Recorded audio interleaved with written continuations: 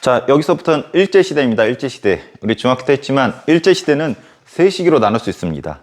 무단통치, 헌병경찰 통치기라고도 하죠. 문화통치, 민족말살통치. 세 기로 나눠서 공부를 해야 됩니다. 특히 무단통치랑 문화통치 나누는 기준은 3.1운동 배웠죠? 대한독립만세. 그리고 문화통치랑 민족말살통치를 나누는 기준은 일본의 전쟁이었어요. 우리 중2 때 배웠지만 세계적으로 경제 대공황, 주식이 박살나죠. 미국 주식을 기준으로 전 세계가 경제가 아작이 나죠. 그래서 일본도 그걸 해결하기 위해서 선택한 방법이 전쟁이었습니다. 만주를 침공하고 일본을 침공하고 2차 대전에 참가하면서 미친 듯이 10몇 년간 전쟁을 하게 되죠. 그러면서 민족을 말살하려고 했던 통치 방식을 택하게 되죠. 그래서 이쪽 시험 문제는 요 세 시기 1기, 2기, 3기 구별하는 게 시험에 잘 나옵니다. 중학교 때 많이 했지만 좀 더 자세히 소개 좀 해볼게요. 먼저 우리나라가 1910년 8월 29일 날 나라가 망했죠. 그때부터 무단통치라고 그러는데 총독부가 건설이 됩니다. 혹시 기억나나요? 을사조약 때 뭐가 설치되었었죠? 통감부. 통감부고 일대 통감으로 이토 히로부미가 왔었죠? 근데 이토는 안중근한테 죽고 그 다음에 한일합방이 되고 나서 통감부가 총독부로 바뀌게 됩니다. 그리고 여기에 짱이 조선 총독이죠. 총독은 일본 왕 직속이에요. 일본 의회나 그 누구의 명령도 받지 않아. 일왕이 바로 명령 때리면은 일왕 명령만 받습니다. 그리고 육군, 해군, 대장, 장교 중에서도 가장 높은 대장들만 총독으로 임명됐어요. 군인들만 했었다라는 거죠. 그리고 입법, 사법, 행정 모든 걸 다 아우르는 최고의 권력자.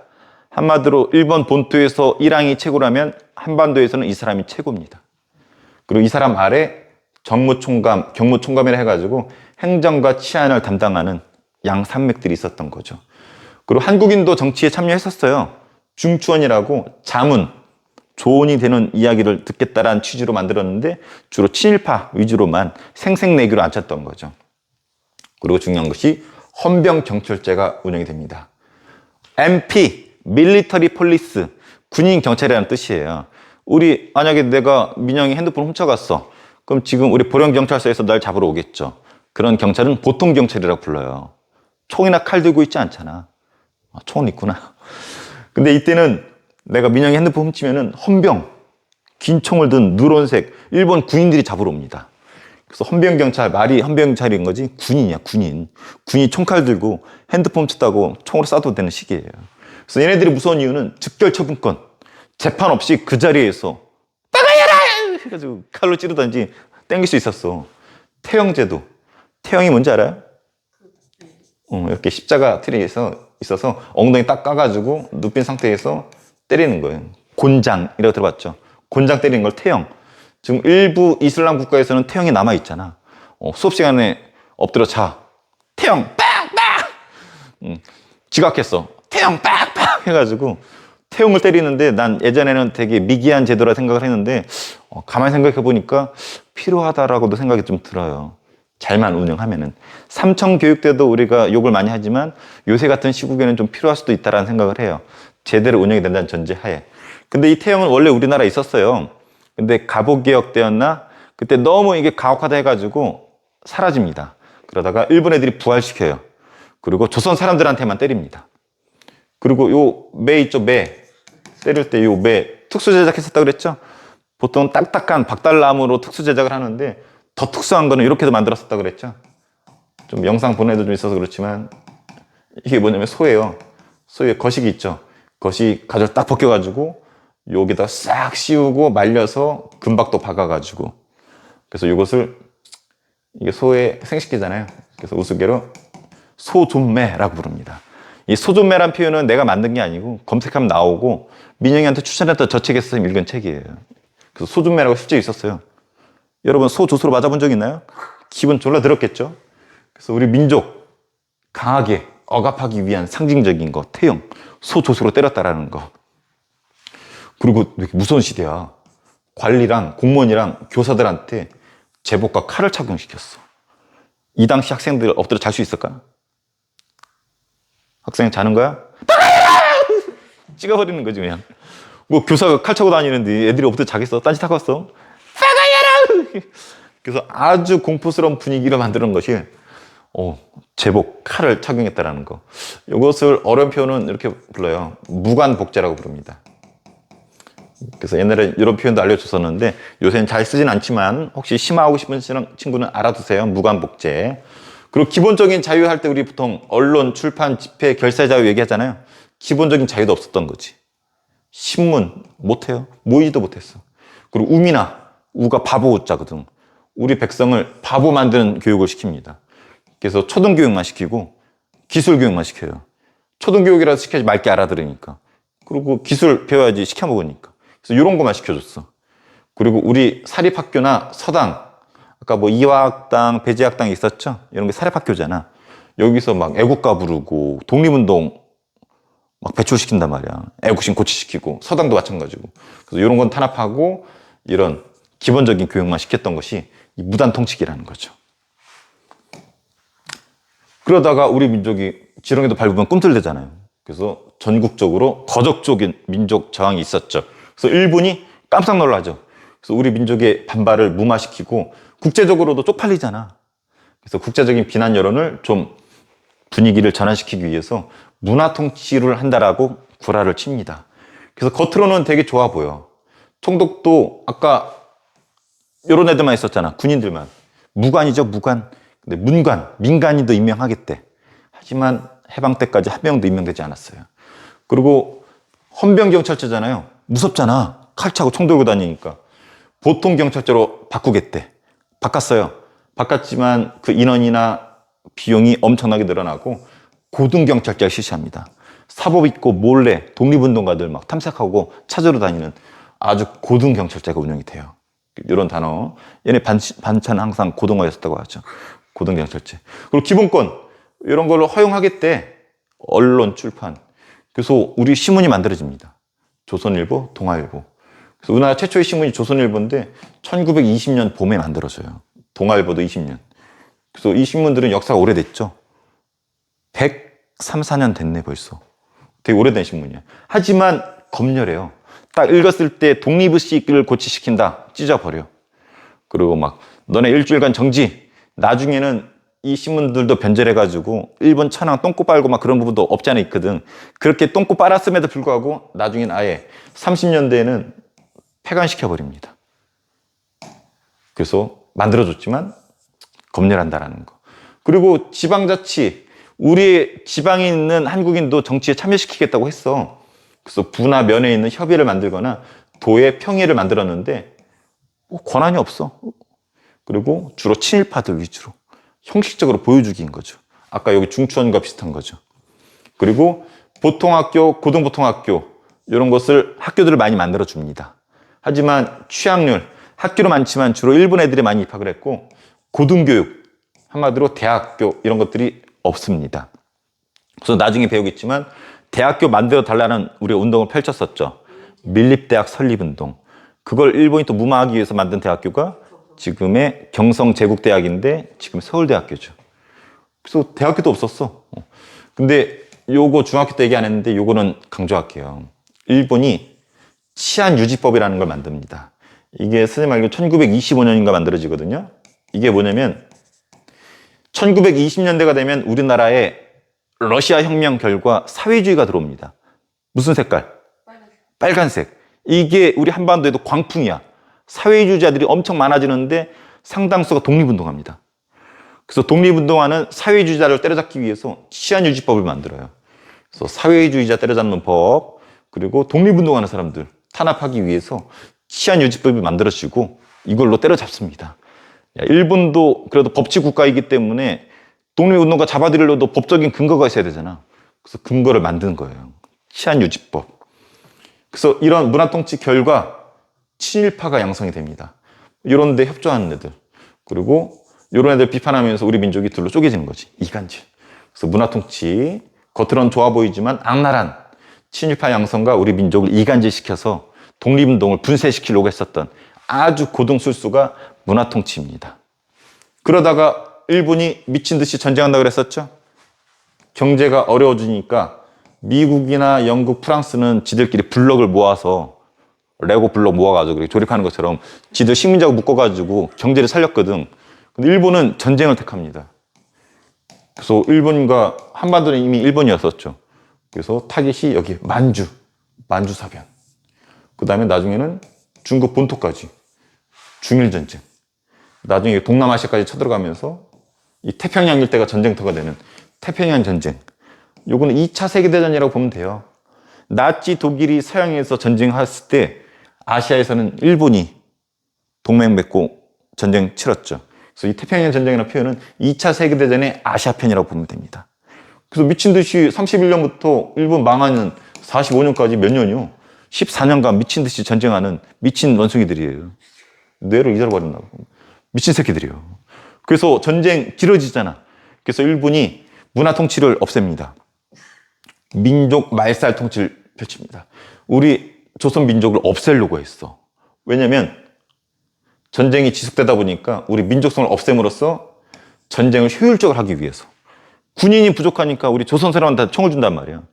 그래서 미국이나 영국을 쏴야 되는데 잘 됐다. 원숭이 새끼들 뒤져라! 막 쏘는 거지. 그러니까 일본도 당황스럽잖아.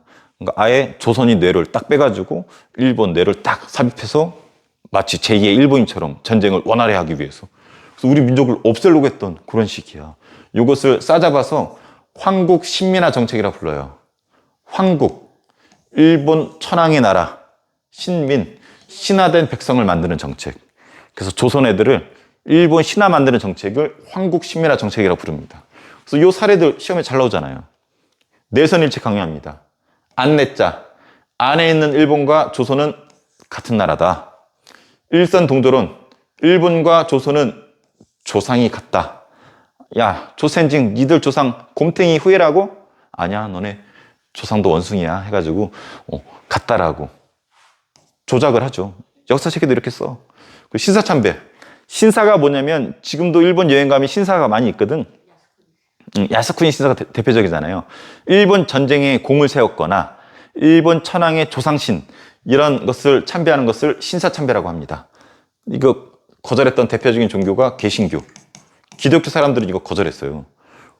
왜냐면은 성경에 보면 유일신 사상이 있거든. 하나님 이외의 신을 믿지 마라. 이것도 어떻게 보면 잡신을 믿는 거잖아. 그래서 이거 거절하다가 모가지 날아가고 난리가 납니다. 그래서 개신교가 이때는 되게 대놓고 투쟁을 했었죠. 그 궁성요배.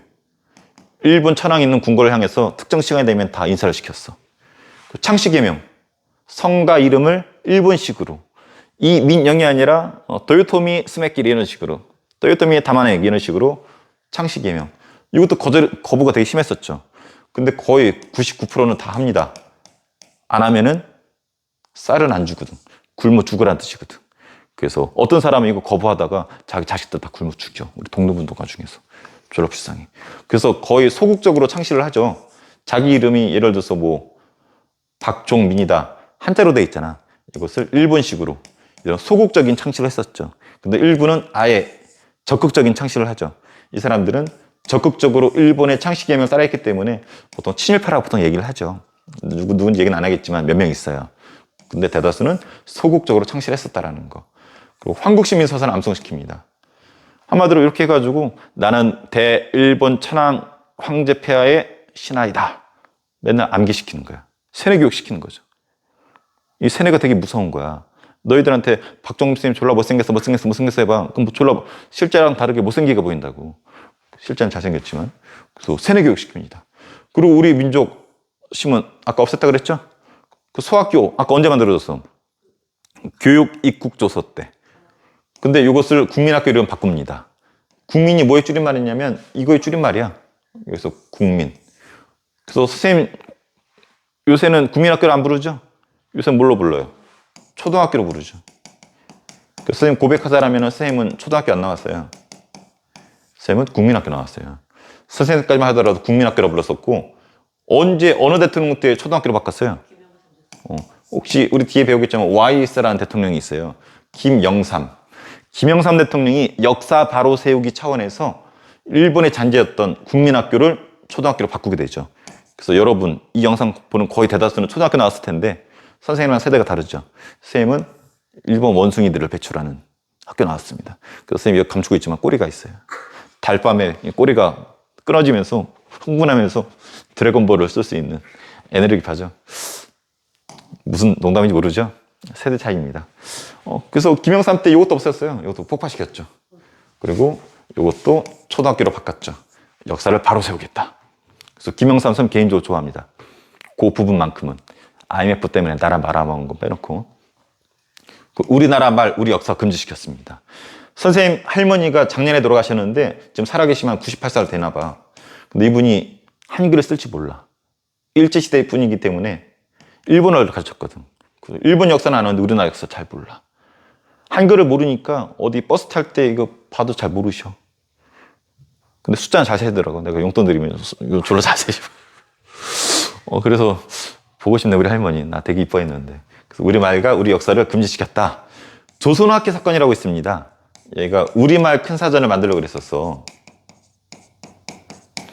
그래서 우리말 큰 사전을 만들려고 시도를 했는데 일본 새끼들이 우리말을 연구하잖아. 그러니까 독립운동한다라고 치안유지법을 적용시킵니다. 그래서 여기에 요거 적용시켜서 여기 관련된 사람들 잡아다가 구속시키게 되죠. 이 사건을 조선어학회 사건이라고 불러요. 이거를 소재로 만든 영화가 있죠. 말모이. 나 보진 않았는데 요걸 소재로 만든 거예요. 그래서 이때는 우리나라 말 역사조차도 못 가르치던 아주 무시무시한 시대라는 거. 이해되죠? 그래서 정치적으로는 1기, 2기, 3기로 구별할 수 있어야 돼요. 근데 경제적으로 볼게요. 한일합방 되고 나서 일본이 가장 먼저 한 일이 땅 빼앗아 갑니다. 그래서 목적은 토지 빼앗거나 세금 거두려고. 그래서 기한부 신고제라고 해요. 신고를 해야 돼, 자기 땅을. 기한. 날짜를 정해주고 그 날짜까지 신고를 하면은 그 땅을 인정을 해줬어. 근데 대다수가 무식했기 때문에 또 날짜도 못 지키고 작성도 못하고 또 일본이 한다 그러니까 반발심이 안 했어요. 그랬더니 토지 대다수가 빼앗깁니다. 근데 일본 새끼들이 뭐만 인정해주면 소유권만 인정해줘. 땅 소유권만 인정해줍니다. 땅은 누가 소유하고 있어요? 지주들. 근데 지주가 있고 땅을 빌려서 농사 짓는 소작인이 있죠. 소유권은 얘가 가지고 있지만 소작인들은 땅 빌려서 농사 짓는 사람이지만 얘네도 소작권이라는 게 있었어. 함부로 못 잘랐어. 얘네도 대를 이어서 이 땅을 농사 짓고 하는 그런 권한이 있었단 말이야. 근데 소작권을 인정 안 해줍니다. 그래서 얘네가 자르더라도 어떻게 할 수가 없었어. 요거만 인정해 주는 거예요. 그래서 소유권만 인정해 주면서 지주들은 일본 편이 되고 이 소작권을 잃어버린 우리 농민들은 어떻게 될까? 쫓겨나는 거야. 그지 되는 거야. 전화 끊겼니? 영상 찍히고 있어? 오케이.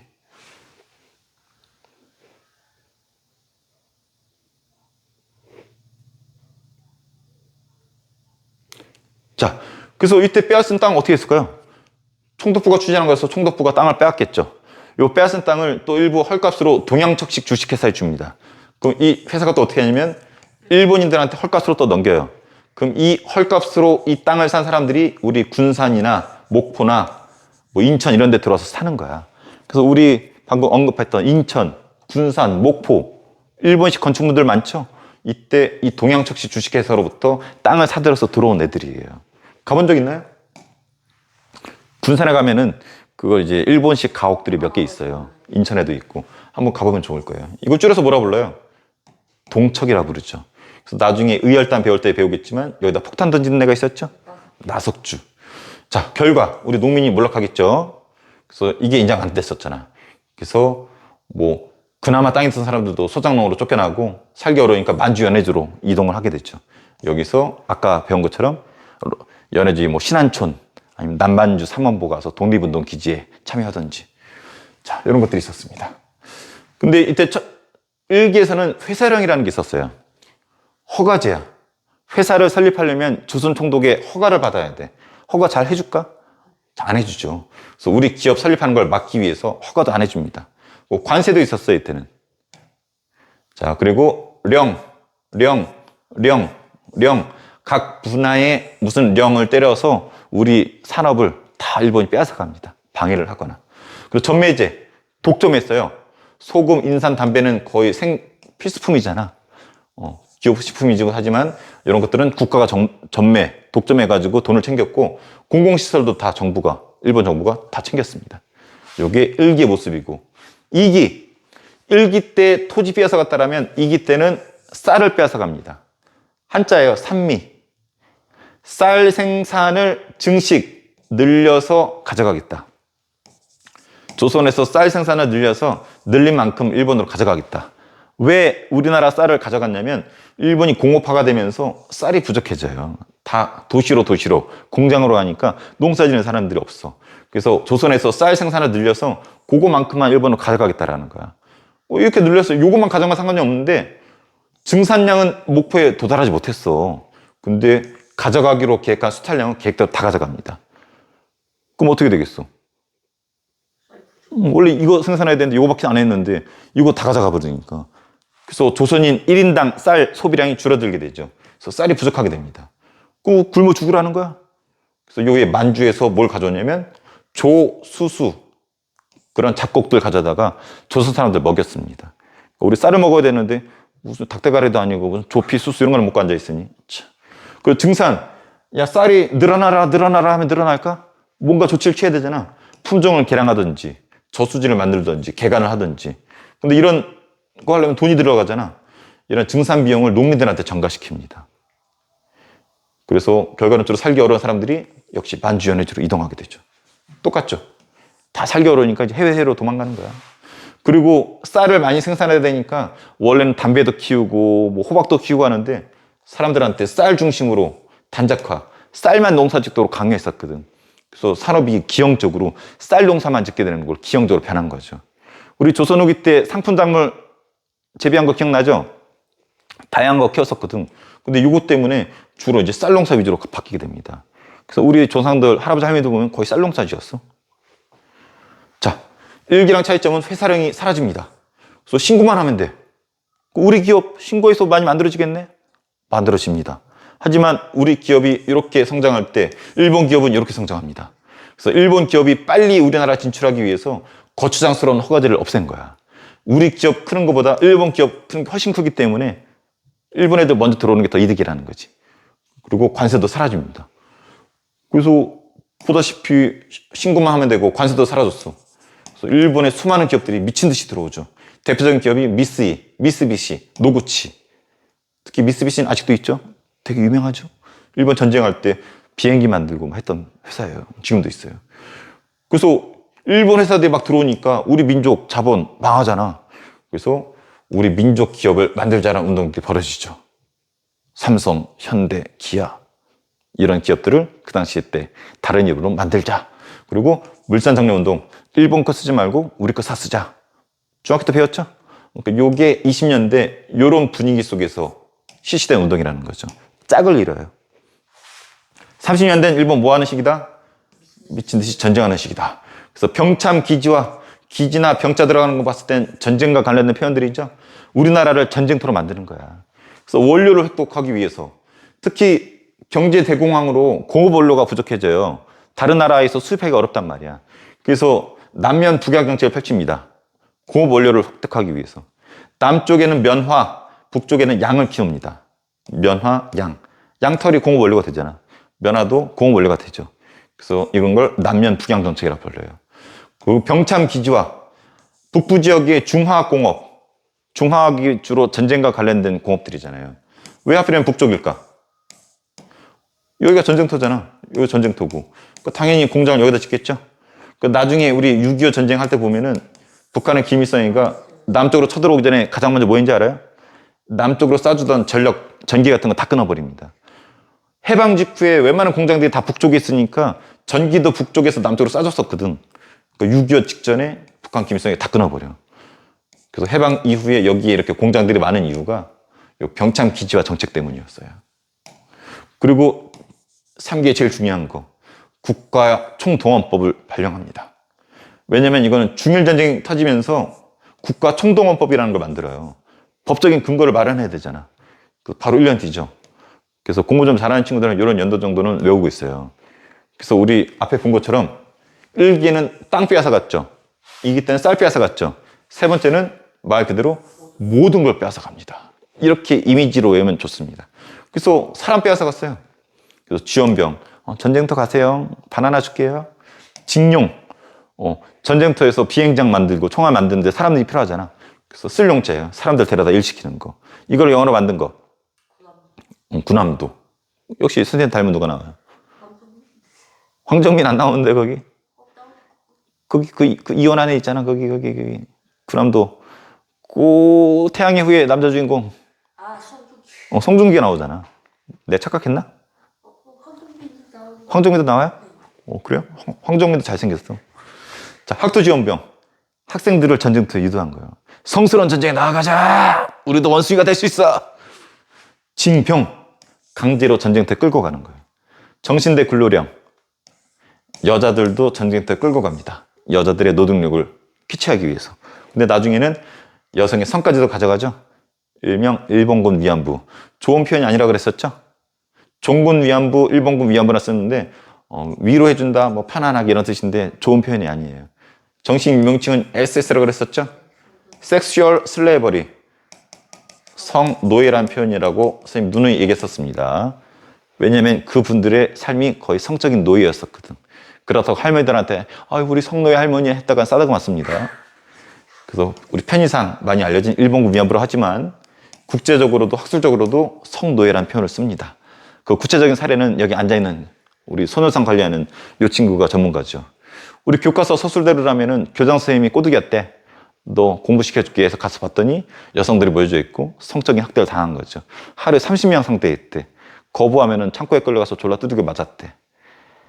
그 일화들은 뭐 세고 엄청 비참한 이야기. 누구보다 여기 있는 친구가 잘 알고 있습니다. 시간상 생략. 그래서 이런 억울함, 일본의 사죄도 받고 배상도 받기 위해서 집회를 시작했었죠. 제일 첫 집회가 언제였었죠? 1992년도 1월 8일. 날짜까지 알고 있어요. 1월 며칠이요? 1월 8일. 대단한 친구입니다. 그러니까 거의 몇 년 지났어? 32년 정도 지났네요. 거의. 그래서 수요 집회라고 합니다. 매주 수요일마다 일본 대사관 앞에서 일본의 사과를 요구하는 이 집회를 수요 집회라고 해요. 왜냐면 이날이 아마 수요일이었을 거예요. 약속은 한 듯이 그 다음 주 수요일.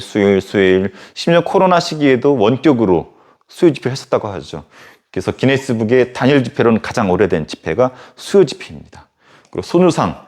이게 아마 수요 집회 1000회 했었을 때 상징적으로 손유상을 만든 걸로 알고 있어요. 평화 손유상. 그래서 이렇게 의자에 앉아있는, 여기 어깨에 뭐 새 있는 것도 있고 되게 이게 상징적인 어떤 것들이 녹아있죠. 그건 자세한 것들은 나중에 기회 되면 안내해 줄게요. 그래서 이런 표현들은 일본군 위안부가 요 시기 때 운영되었었다라는 거.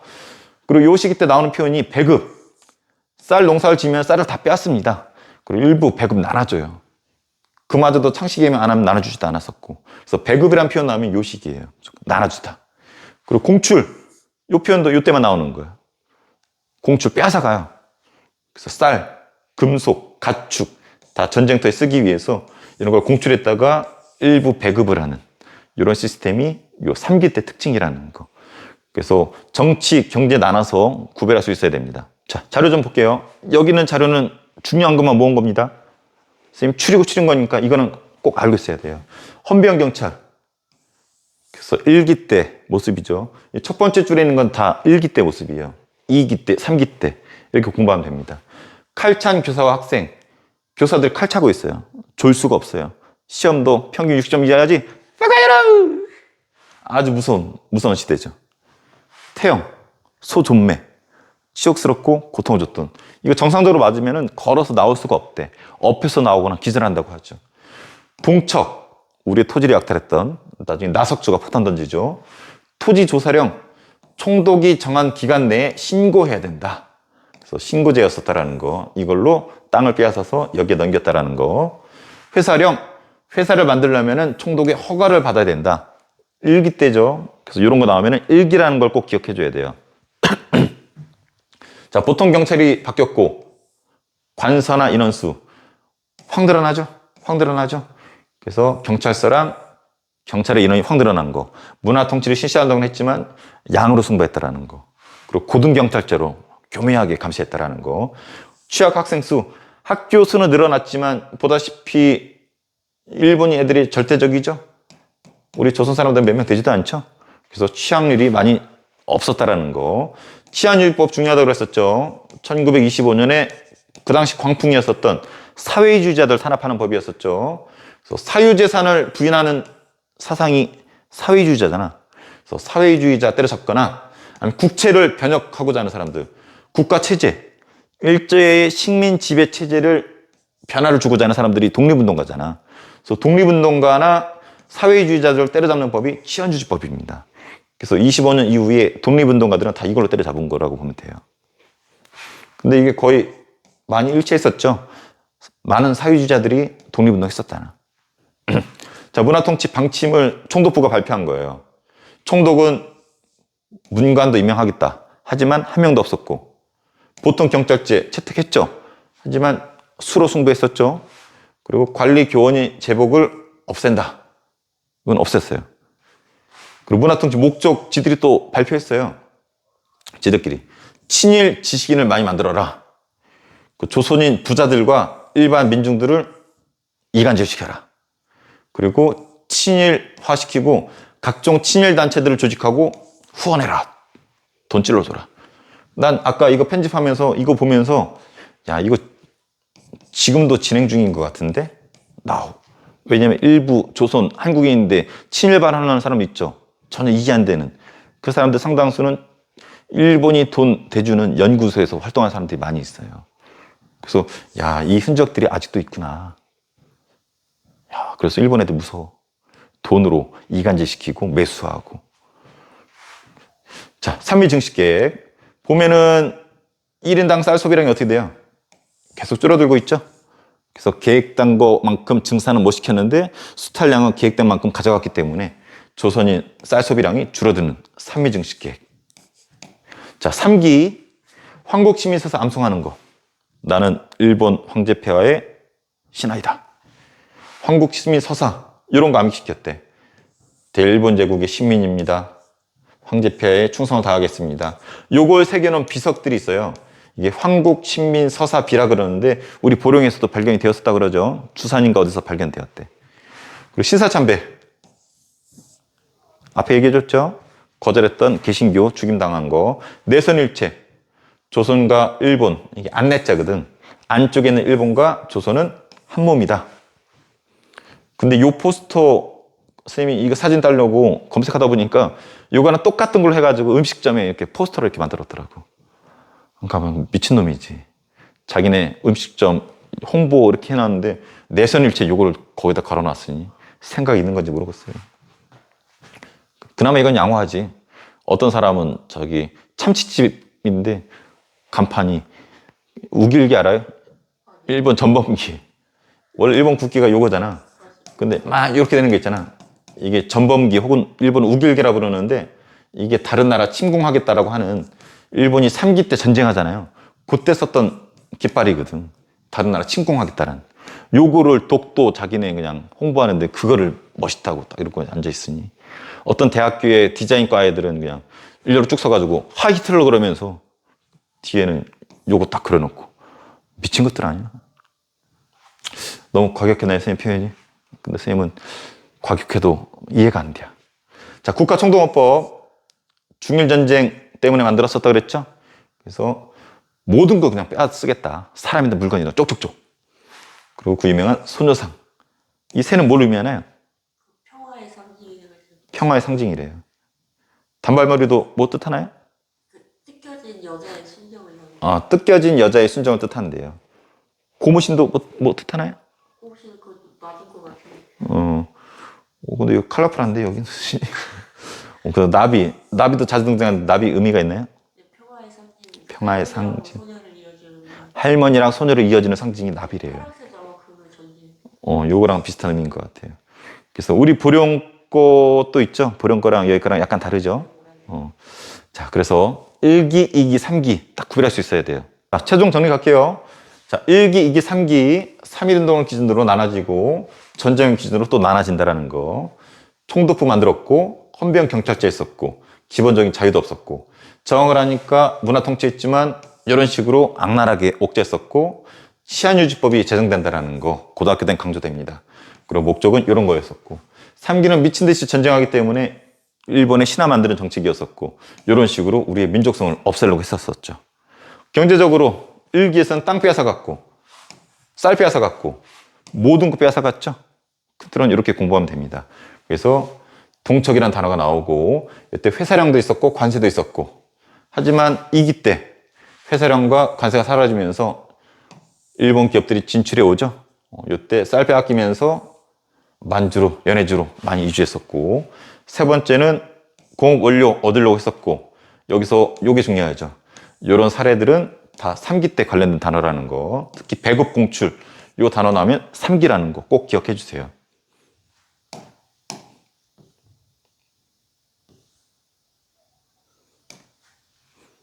자, 여기 선생님이 체크 안 해도 다 중요한 것들이에요.